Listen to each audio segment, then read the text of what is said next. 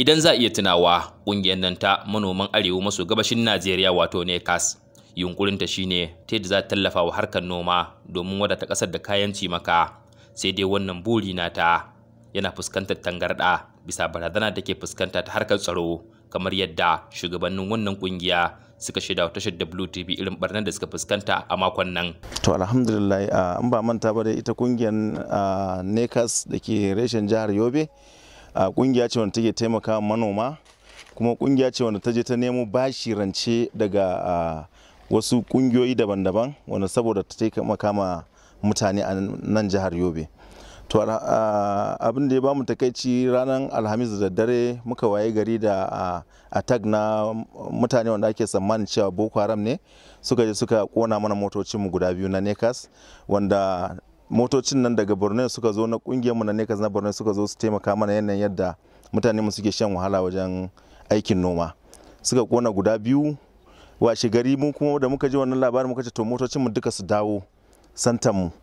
To akan hanyar su na zuwa su kuma guda ɗaya namu wanda take aiki a can din, sai ita ma suka gamu da wayannan mutanen suka tafi da har da direban, amma daga ƙarshe da yamma sun sake shi direban ya dawo, amma sun tafi da wannan motan.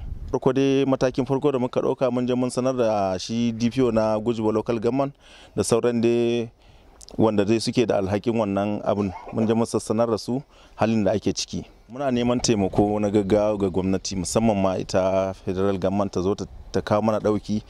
Na farko dai bara ita wannan kungiyar ta sha fama wajen 'yan SARS a jihar Adamawa, ba a manta ba, wanda traktoci wajen 100 da wani abu aka je aka kukkunce aka babbata shi gaba daya. To duk da haka gashi kuma yanzu a nan ma jihar Yobe guda biyu kuma sun sake tafiya da guda daya. Wannan muna neman ita federal government ta shiga ciki ta taimaka ma wannan kungiyan. Abin da yake faruwa, traktocin nan na kungiya ne, kuma na kungiya abu ne na kungiya wanda an tanadar, North East ta tanadarwa mutane ne a taimaka manoma. Kuma ga abin da ya zo, 'yan Boko Haram suka kona shi a jejin Gurburi, kuma hakan ya kasance shekaran da ya wuce sun kara ɗauke mana guda ɗaya, har yanzu ba mu kara ganinsa ba. Kuma yanzu haka magana nake maka yana wajensu, gashi sun zo sun kona guda biyu na Borno, sun ɗauki na Yobe guda ɗaya sun tafi da shi. Wannan da nake nuna muku gashi nan, wannan su ne suka kona shi a nan Gurburi.